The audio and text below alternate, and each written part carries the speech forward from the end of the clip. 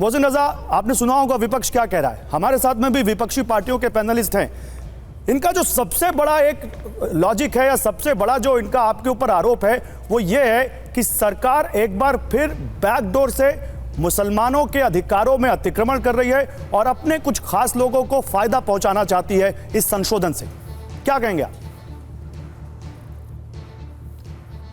नहीं, ऐसा नहीं है। इस संशोधन में खास करके जो कांग्रेस ने 95 के एक्ट में 2013 में अमेंडमेंट किया था, संशोधन किया था, उसको दुरुस्त करने का काम भारतीय जनता पार्टी कर रही है। जैसे 370 दुरुस्त किया, ट्रिपल तलाक पर हम कानून लेकर आए आदरणीय मोदी सरकार में, उसका भी विरोध यही सब लोग कर रहे थे। इनका काम है विरोध करना। ये चंद लोग हैं, यही तो ठेकेदारी करते हैं मुसलमानों की। उनका उत्थान तो करना नहीं होता है, क्योंकि उनके हक को छीना है अपार शक्तियां देकर वह बोर्ड को कांग्रेस ने और उनके अलायंस दलों ने।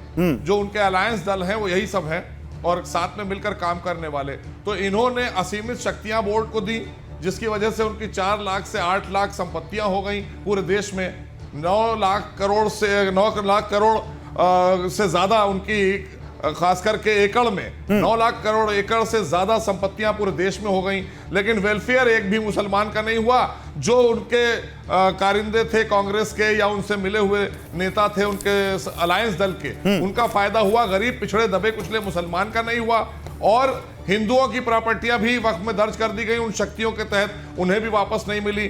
तमिलनाडु के गांव का पूरा वाकया आपके सामने मौजूद है। तो इसलिए इनका विरोध करना जायज है, लेकिन हम इस विरोध को सहते हुए, इन्हीं के द्वारा जांच कराई गई थी सच्चर कमेटी, इन्हीं के द्वारा और भी कमेटियां बनाई गई कांग्रेस के जरिए, उन कमेटियों की रिपोर्ट को इंप्लीमेंट कर रहे हैं। और लोगों से राय करने के बाद, पूरे देश के लोगों से राय करने के बाद कि कैसे इसका और बेहतर काम हो, कैसे अमेंडमेंट में बेहतर चीजें ला सकें, वक्फ बोर्डों की जो कहना चाहिए अपनी मनमानी है उसको कैसे रोका जाए, कैसे इसका वेलफेयर किया जाए, दबे कुचले पिछड़े मुसलमान भाइयों का कैसे उत्थान किया जाए, वेलफेयर किया जाए। वो तो ये सारा लूट लेगा ये लोग।